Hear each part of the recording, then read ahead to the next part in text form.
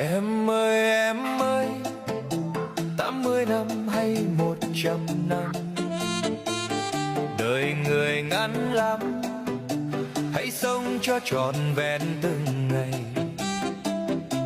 Em ơi, cuộc đời có bao lâu đâu, hãy vui sống từng ngày, quên đi những phiền muộn, bỏ ngoài những khổ đau. Em ơi, 80 năm hay 100 năm cũng sẽ như cánh chim bay qua cửa sổ, hãy sống vui trọn vẹn từng